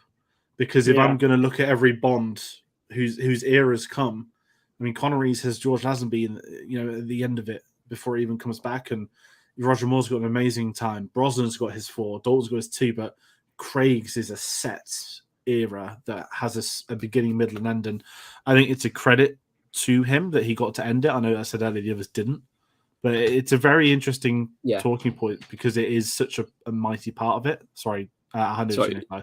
I was just going to come back in. My issue is that you don't have to end it by him dying. But you're gonna end up rebooting it anyway. They're not gonna, because if you don't kill him, the next audience is gonna be like, so is this a sequel to the Daniel Craig film or not? Oh, that's the problem. I think Craig himself wanted to just definitely be like, I'm not playing him again. Like, Craig had it in mind that it's really going to be my last one, and he really wanted to make it count. Brosnan still gets asked, would you do one more Bond film? They still ask it to Brosnan. It's 2022. Did it come out recently that there was, or at least I remember us talking about it a little while back, that Brosnan was going to do a black and white Bond film? That was the talks before Casino Royale. Yeah, I think the rumors were that him and Tarantino had looked into doing, or Tarantino had pitched a black and white Casino Royale. And at that point, it's not because of that, but Eon swooped in and finally bought the rights back to. Well, they just had the rights. It's insane, all the Bond rights, but and if rumors are to be potentially believed, there's certainly a lack of relationship between Brosnan and Eon. I would argue right now. I don't want to jump on hearsay or stoke flames, but he even did an interview recently where they asked him, what are your thoughts on those? I was like, I loved Skyfall. And then I don't think he finished his sentence on No Time to Die, which, it's a fair point as well. But Daniel Craig's, because he got his ending, I don't think he's ever going to get, until the next Bond actor comes out and you get the generic Christian Bale with Batman. Another great comparison. Ben Affleck, we've got Robert Pattinson, and Ben Affleck's still coming back for some reason. Whereas Chris Craig's had the ending, it's going to make his life a hell of easier. But I think for me, at least, it's a very, very brave thing they've done. And we won't see the full outcomes for another few years. Because if the next Bond is not a box office Bond, it won't be a James Bond. But if there's a massive jump off, everyone's going to be like, the Craig era was a peak or something here. And we're heading into unknown territory. There's one thing I want to talk about, which is this idea that you've already brought up, George, that people are they're judging the ending of No Time to Die kind of by what they think might be the next film or what they might happen in the future with the franchise. It's interesting because some people are like, are they going to explain how Bond maybe survived nonetheless? I don't think they're going to do that, but I think people are really anxious. Bond fans in particular, not casual viewers, but Bond fans are really anxious about what's going to happen with this series in the future. And I don't think they're necessarily going to go back to something quite like the Craig era next. I think they might try something that's a bit more loose, but still somewhat connected, maybe, which is how Bond was in the 60s through the 80s, actually. You've got Dr. No being mentioned in From Russia with Love. You've got the whole Spectre storyline in the 1960s. And I think it's interesting because, as you've both said, it's sort of this phase, this bubble of the 5 Craig films. And the reason why I actually kind of like that is we've had Bond for 60 years now. And I would I think at some point they would need to try something like this anyway, because you can't forever keep going with episodic films. At some point, you might want to try. I mean, Arthur Conan Doyle at some point like wanted to kill Sherlock Holmes, and then readers were so upset with him that he brought it back. And actually, the same thing happened sort of with James Bond himself. I think at the end of From Russia with Love novel, Bond seemingly dies, and then readers were so upset that Ian Fleming finally brought him back in. I don't remember what the next novel was after that, but I think it's something that Craig really wanted to do, and that the producers saw an opening to do something once in the series, once in the franchise, and that's sort of why I'm okay with it. But I understand how people are not. Some people, It's very, and I think this is it, isn't that? I've said it before, and I take meaning about the chat. I don't think there's a wrong answer to the question. I don't think anyone can be as to so black and white say he can or cannot die. I think, as you said, Nikolai, it's a 60-year series. They're going to go for it at some point. And the one thing I said in the review last year, which I remember, is again, it's just what ifs. The world's full of them. Fleming never finished his novels. We don't know if there was ever a plan. Listen, I don't want some weird Tolkien Silmarillion. Hey, look, we found like 1 million bits of Fleming notes about James Bond for the next 1 million films. Don't need something like that. But it's very interesting. And I've been reading Travis's comments and just about the whole concept. He goes, I think they opened up the issue with Casino Royale because it was a legit reboot. It went back to before it was 007. It puts Craig on a different bracket. And I think they so consciously did that because it wasn't just that, hey, look, we can finally do Casino Royale. It was we need to do something new. We need to have a new edge to Bond. And what I would say about Barbara and Michael G. Wilson on the side is that, of course, with Cubby's history in the franchise, and Brosnan was still Cubby's choice. I know he took a back seat, but Brosnan was almost like the. How would you if Idris Elba was the next Bond, which he won't be? That's what Pierce Brosnan is, right? The guy that had been linked with it for so long. He was already basically Bond until Remington Steele, whatever season and cancellation, but. I genuinely believe, not that they waited for the post-Brosnan era, but I think Barbara Broccoli always wanted to be able to bring on her own Bond, and that's why some people dislike her attachment to Craig, which is I find a bit odd. They've had a working relationship for 16 years, and I think he was even on Macbeth this year on Broadway was via Barbara Broccoli too. But it's a really interesting conversation piece, and I think something is just going to happen because even when the next Bond's out. Even when the next Bond era is finished, we're still going to talk about the death. And one thing I'll say is that, like Tracy's death, they will never do it again. We will never see Bond get married again because they did it once and they killed her. And yes, that's part of the books. But it's such a fundamental on Her Majesty's Secret Service thing. It needs to stay isolated in its own right. And in the same way, this is what I'm hoping with No Time to Die as the years go by, that the longer this series will go on for, I think the better this moment could be. I'm going to say could rather than would, because we're just going to see different approaches, different eras, different actors, different everything coming together to make these Bond films. And it's a really interesting one. I've got a quick comment here by Travis. I think they tried to get Silver Spectres on the West, which they made the near the room. So that was my problem as well. I agree with that, yeah. I remember I don't normally react about it at cinemas. At the cinema, I was like, no. And this is, I think I alluded to earlier, Goldfinger, there's no Blofeld. And in the next film, they didn't say, oh, yeah, Goldfinger was one of our guys. That's what I don't like. And that's where they got it wrong. Sort of to your point, Tate, that they went for the cinematic universe, but they didn't need to. They had an isolated story in, I know Quantum's like an epilogue, and they'd originally cut Quantum's original ending because that was going to lead on to a third one. And I'm glad they cut whatever ending that would have been. I think Mr. White was going to kill Martin from Friday Night Dinner, who was in it. Yeah. But the thing that Craig era, just reflecting on it now, we've been speaking about the death for a bit, but we have a crystal clear beginning with Casino and Quantum. But the problem is the middle is Skyfall, and Skyfall is a beautiful film. But Skyfall really should be the sort of 4/5 sin type thing, right? And then Spectre and No Time to Die like their own little double bill. So it's very weird, and that's why I'm so torn on that. We just needed the film between Quantum and Skyfall.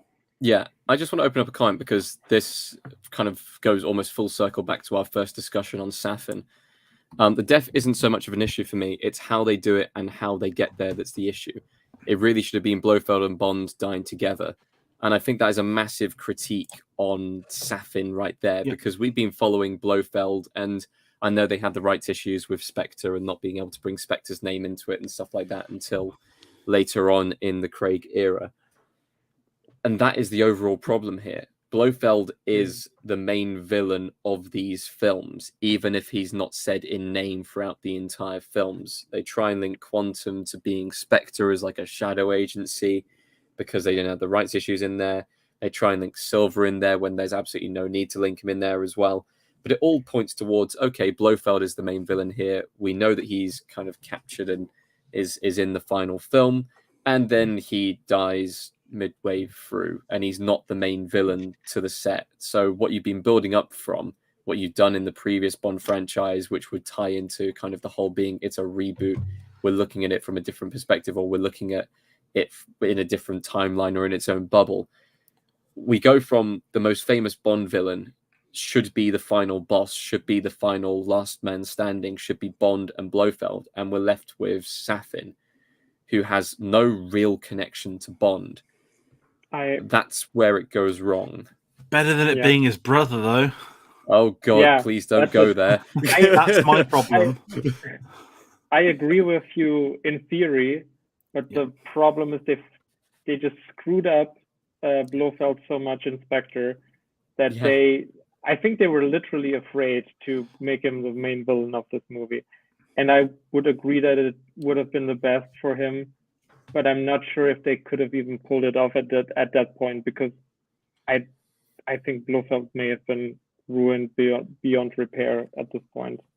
Yeah, these awful no sock shoes. No, and this is it, right? Because it's like what I said in Madeline. They've got how do we approach this after Spectre? And I'm always going back to Martin's comment earlier with what he said, that should it have been his last one? And that is also a fantastic question to raise.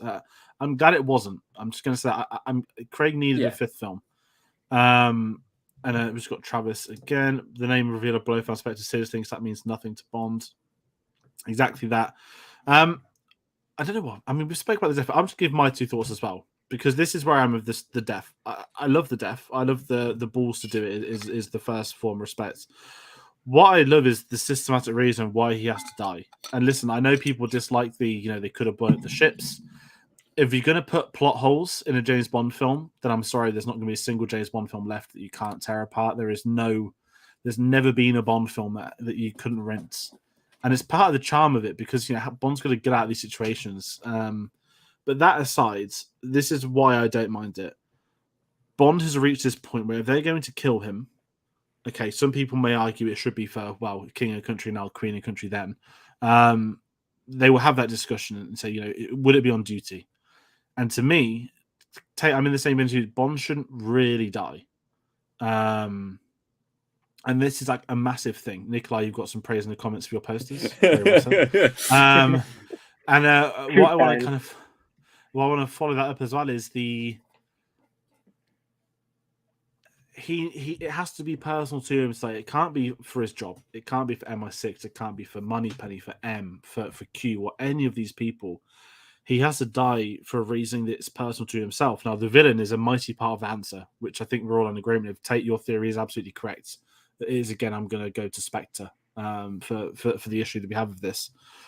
But I love the idea that he accepts his death because he knows, even if he gets out of it, he can't go to his daughter. The blood getting mixed in and the snapping it and stuff. That is the message that you now can never touch your wife or daughter. And even following that, because that's not really weird to say out loud, it's even the concept of the nanobots that even if like Bond, I don't know, like shook Q's hand and then Q shook Madeline's hand, the nanobots would transfer it and kill her. So they're into this corner of saying the purpose for his death has to be for something to him personally, and his death is that because James Bond cannot live in this world without his daughter. And I know this is when it's going to come down to either you don't like the content of the daughter, which is fine, but this is why, to me, it was sold. I didn't need a big shootout, him drip. I mean, he does climb up the steps with a beautiful, beautiful Hans Zimmer score. Just you bring him on board, he is going to deliver. And I'm just in this mindset of he's accepted his death the moment the vial touched him. And even when I was in the cinema last year, that first screening, when that all comes apart, I was like, he's done for now. Like, he's going to go. And then the Hans Zimmer score is like, yeah, he's gone now. And it's such a shocking scene in the word shock. It's not even subverting expectations, a term overused these days. It is. We've seen James Bond die, but the purpose of his death, it wasn't to complete the mission. It's out of love, and I think there's something that really works for me in that. I don't think I could have believed it any other way. I know I've said a lot and I'm waffling, so I'll let one of you two take over if that makes any sense to anyone else. Yeah, go for it, Nikolai. Yeah. I think what worked for me about it, aside from all of the emotionality from the Hans Zimmer score, which I totally agree with, from cinematography, from Craig's performance, I think what really worked for me is how it mirrors On Her Majesty's ending, with Tracy obviously getting killed, and it's sort of Bond losing the person he loved the most because he just couldn't get away from his job, basically. And the ending to No Time to Die is he tried to get away from his job, he came back, and he chooses to sacrifice himself so that the people he loves the most are able to survive. Because it's sort of this thing of Bond is never able to exist within the same sort of realm as the people he has these deep connections to, which is, I mean, obviously the whole story with Vesper. And that's mainly how it worked for me, because it's sort of this thing of Bond being alive and the people he loves the most being alive cannot really exist at the same time. Yeah, it's an interesting point. I want to bring up Travis's point here, begging the earlier question of why Madeline didn't tell Bond that Safin had a vial, which it's You can do that to anything in any film. Yeah, and I think when you're engineering Bond's death, to me, sorry, just with Travis's point, it's just he's mentioned earlier, sorry, they worked backwards, and they did. I'm pretty sure they've said that in interviews now, haven't they? That they literally had the end point. He's going to die, and how do we build up to him dying? And I think they did a good enough job in that. Sorry, Tate, I jumped in front of you. No, it's fine. I've already said kind of all I needed to on Bond's death, and Daniel Craig as a Bond is easily going to be remembered just because it's a different format to what Bond was previously done. His legacy 1 year later, honestly, and I mean, I follow film circles, I follow known film circles. I don't see many people talking about this film, which is weird. I see a lot more people talking about who's going to be the next Bond and moving forward. So maybe people were happy enough to just ignore the death and just look at the Bond will return kind of element of the ending, which is really interesting. And even though if I'm not a fan of kind of the decision they made in this film, it's nice to see that the community, a lot more people are talking about the future of Bond than reflecting upon this film in a negative light. Because overall, as a franchise, I absolutely adore this franchise. I like Daniel Craig as a Bond, and I don't want to give any kind of negative info, negative kind of feedback into that as much as I can. I dislike the decisions they make in this film, but if they are willing to move forwards and go on with a new Bond, then of course I'm going to be on board for that.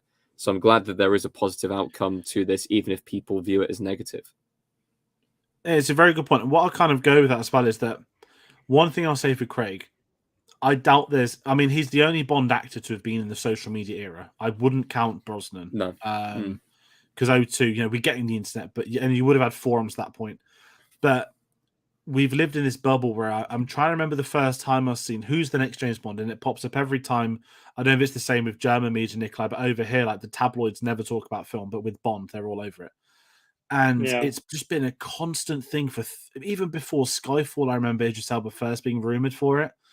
And I think we're in this environment where, because of its stature amongst like British culture, that's always the question: who is going to be the next Bond? Even Roger Moore, they were testing other Bond actors whilst he was still Bond, which is insane when you think about it. And what I'll say for Craig is, I don't think any actors probably had as much to deal with as him, even from that first ever press conference with the weird websites like Blonde is not Bond, Bond is not Blonde, or all that weird stuff. I think it's probably been tougher for him because he would have been aware of all of that, just with the nature of modern media. And it will be the same thing for whoever comes next. You can guarantee you, after the first film of the next Bond, maybe some rumors will start. There'll be some kid somewhere that gets a good breakout role. They'll be like, he'd make a great Bond one day. Or Tom Holland's still sitting in his corner begging Sony to get involved when they can't because they don't own the rights anymore. But yeah, it's a very good point, and it's kind of a fun way to end it. And I guess that's a good thing, as you said, Tate. People are looking ahead. I know you're not on Twitter, and believe me, if you were, Nikolai, what's Bond Twitter like? If it's not been brought up for a few weeks, it just gets brought up somewhere by someone, and it's part of the charm of it as well. I mean, feel. yeah, sure. I mean, I actually, if you know the right side of Bond Twitter, it can be a very enjoyable experience. I would say that, but it's an interesting place. Let's just put it that way. Definitely, it's been a few instances recently, but and Travis, I think he's going to say that the one thing I wanted to end on. I'm going to think badly about Craig himself. He acts his ass off in all 5 films to give him the credit, and I'd probably go down and say Craig's my second favorite Bond after Brosnan. It's no coincidence it's the 2 I've grown up with. I think that's probably going to be a generational thing for a lot of people as well. But I'm going to give him this. I think, not to disrespect, I mean, Dalton's a legend of the stage, so it's unfair to put him in the conversation. If I was to look at the other 5 actors outside of Dalton, who aren't necessarily all stage actors, I think Craig's going to be the one that's like a Connery. I think he will probably have the best career outside of Bond. I mean, we look at Knives Out, he's already in that, and we're getting the sequel in the next few weeks. He's got a 3rd one written in. He's took on some insane roles over the last few years. He's done theatre work. I would safely put a bet that Daniel Craig will win an Oscar in his career at some point. And I think for him, because he does not take himself seriously, that's a really unfair thing to say, but he enjoys acting. And I think it's a massive weight off his shoulders knowing there's no uncertainty. You might have to take 9 months off next year to do a film. You don't know if it's going to be made or not. And I can imagine he's probably enjoying that freedom. I was going to say, it's nice to see that he hasn't been typecast as Bond, because he's gone and done such different roles already beforehand. I mean, we were reviewing Munich recently. That's a very interesting review if you want to go and have a look at that. But also looking at films like Logan Lucky, where he is a kind of middle American, kind of hillbilly, backwards kind of robber. And then you look at Knives Out, where it's a completely different character where he's playing a detective. He's that kind of actor who has the ability to pop up into different roles. And I think he's going to have a career that's very similar to Dalton. Dalton's been popping up in so many things, and you just point him and go, oh my God, it's Timothy Dalton again. And I know Sean Connery had a good career outside of that. I know that Roger Moore didn't really have a career outside of Bond. It was always Bond, and same. I guess Brosnan's, I mean, he's got a film coming out this year, and I only realized that because I saw a poster of it today, him in Black Adam. Wouldn't have known that he was in there unless you'd seen the trailer or the poster. I haven't seen any advertising for him being there at all, which is a shame. He's the Russian accent that sounds Irish in the trailer. I haven't seen the trailer, so there we go. It's Black Adam is going to probably be one of the Rock keeps saying, the Rock says for 3 years in a row, the hierarchy of power is about to change. I think the Rock is owed a film that isn't going to be a giant. I love the Rock. I've grown up with the Rock. He's one of my favorite sort of heroes of all time. But I don't want to ever wish a film to bomb. But I also want to see Pierce Brosnan do really well in a blockbuster. So I just like Pierce Brosnan just to steal the film. Is that a nice way? Can we say, like, I think the limited amount I know, Dr. Fate is like DC's equivalent of Doctor Strange. He wears like a giant golden hat, but Pierce Brosnan looks unbelievable at 69 years old. So don't make him wear the hat for too long. Sorry, very weird tangent. Yes. But if we're going to round out, because we've been going for well over an hour and a half, I don't think we get this long. It's been an amazing discussion with you both. Nikolai, it's first time I've had you on the channel. I know you'll get pop up on Sunday's video as well for anyone watching at home. I'd love to ask you final thoughts on No Time to Die. I know we literally just spoke about our final thoughts in theory 1 year on, but just as an outro, how do you feel this conversation? How has it been? We've never done a video like this, so even I don't really know how to end this video, if I'm being honest. Okay, sure. So in my ranking, No Time to Die currently is at number 10. I've been thinking about pushing it down to 11, maybe. Sort of going to depend on potentially rewatching Dr. No. But ultimately, I think whether you hate the ending, whether you don't like it, whether you respect it but still don't like it, whether you love it, I think there's still so much in the rest of the film to be enjoyed for everyone. I think the pre-title sequence is one of the best of all time. I know it can be said that it drags on, and it definitely goes on for a long time, but I think the stuff in Matera is some of the best things ever in Bond to me. And there's so much, even the really 007 guys who really did not care much for No Time to Die or for the ending really enjoyed and loved the Cuba scenes. And I think overall, whether or not you agree with the choices that were being made, I think from a technical standpoint and from an enjoyment standpoint, there's enough there to warrant rewatches over the next years, and going back to the film maybe to reevaluate it or just to enjoy what's there. No, expertly said. I don't know how I could really add on that. That was so delicately said. Again, I'm in that train that I will see this obviously multiple times again. I really want to do all 5 Craig films together. The anniversary hype is here. There's a lot of events happening. I know they're doing like an IMAX triple bill on Sunday at the BFI, which is insane. But man, Spectre in between Skyfall and No Time to Die. Yeah, I don't hate Spectre though. Maybe you'll enjoy it. I don't. The thing with Spectre, I just don't hate it. I'm just disappointed, and I don't like that mentality of disappointment. I think now as well, like I guess this is a credit to No Time to Die. Seeing the film that came after Spectre, I think makes Spectre look like even more of a missed opportunity potentially. Yeah, again, anyone could say that about any film ever made for the film that came after what they did after. But what I will say, at least this wasn't a Rise of Skywalker following on from The Last Jedi type thing, where here's this film and let's just take it 1,000,000% in the wrong direction. So yeah, final thoughts. Me, No Time to Die. I'm a massive fan of this. And I respect all the opinions that go around with it. It's such an interesting debate. And this is what I'll add to the maturity of Bond fans. I've just brought Last Jedi there. Someone's probably crying at home somewhere for it being brought up. I've got friends that will just tweet and they reply to the tweets because it's in it with nonsensical hate. I see the same things happening with Rings of Power. People will just come out to find channels that are enjoying or disliking it and just jump on it. It's a strange time we live in. And I'll always have this with the Bond fan base, is that they are respectable, even when they disagree.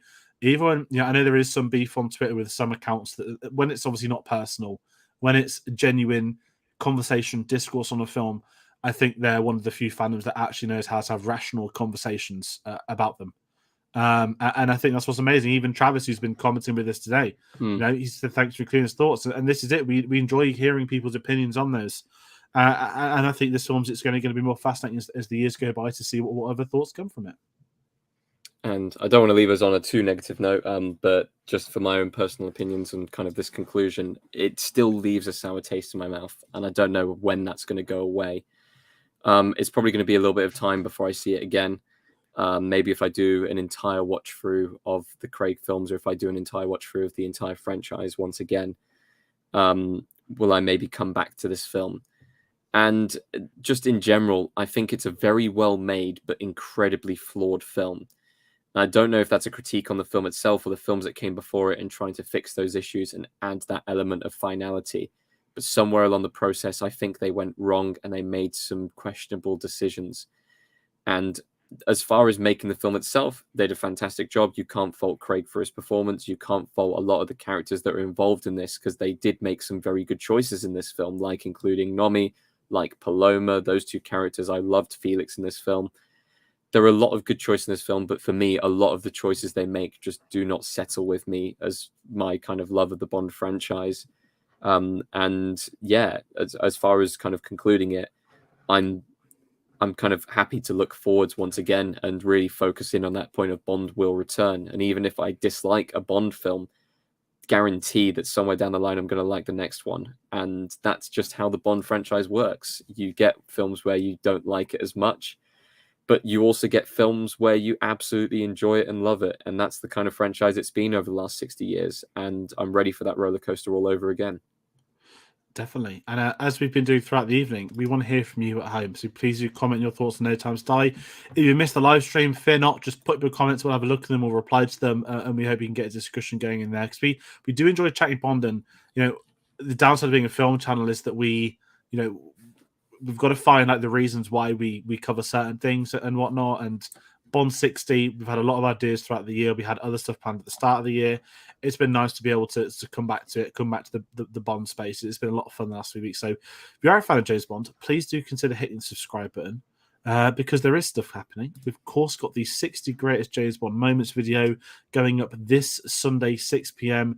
There's the thumbnail. It's 2 hours, 59 minutes, 60 moments, clips, videos being sent in, discussions. It's one of the most insane videos we've ever put together this channel. I'm not saying it to hype it up. It is genuinely one of the most toughest yet most incredible videos we've ever done. Nikolai, of course, submitted in for that as well. And it's been amazing to get you on tonight. Before we get into our socials, I'm going to hand over to yourself. So I've got your Twitter feed here at FlixStefan. You've mentioned Radio 007. You've been on them before. I don't want to ask why should the people follow you because I always ask that horribly. I should try a polite term, but the people should follow you, but what can they expect to see across your feeds? Across my feeds, they can expect to see discussions about movies, in particular, of course, the Bond movies. They can expect random tweets about K-pop. Not sure if that's anyone's cup of tea, except for me, but yeah. And if people want to follow me on Letterboxd, they can also do that. I'm Bond16. Because the 16th Bond film, License to Kill, my favorite. There we go. Excellent. And that's pretty much it on my side now. No, again, thank you so much for coming on. We really appreciate it. Thank you for having me. The pleasure is all ours. Honestly, it's been amazing to get this to happen. And we've got a couple of comments we'll round off with. Martin, Craig at his chopped off JD Bond, ... Yes, James Bond. Tayte. Where can the people find our social media feeds in case they want to follow us about any other announcements that might pop up? Yes. So if you enjoyed the video today and just if you want to hear more from us, go and follow us on our our Instagram and Twitter. Those are the two most active sites we're on. We are also on Facebook, but if you go and follow us on Twitter and Instagram, you will learn more about us quickly, shall we say. George definitely all over the Twitter sphere. Talking with people like Nikolai all the time about stuff like Bond and everything like that. But go follow us at cinema_savvy for that. Facebook and Letterboxd as well. More to do with kind of our schedule and movie stuff. Just type in Cinema Savvy or go to the link in description.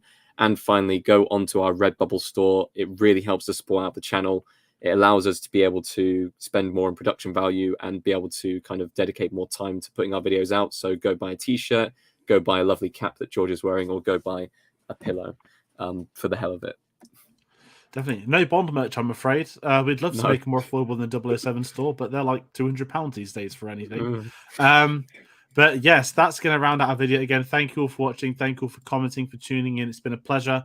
Of course, Sunday's video is pre-recorded, but there will be another Bond video on Monday. That will be the review for the Sound of Bond documentary. And for anyone that's attending the concert on Tuesday at Albert Hall, I shall be there. A few of the people we know are going to be there, friends of the channel. We've got Tom Butler, Sam Rogers, Scott from Spire Hard. There's a lot of people we know going. If you do see myself or any others and you want to say hi, please come and say hi. It's not a status thing. It's going to be really cool to be at that event with Bond fans, and we hope it's as good as it has the potential to be. So that's going to do it for us. Thank you all for watching, and be sure to see us on the next one. Take care.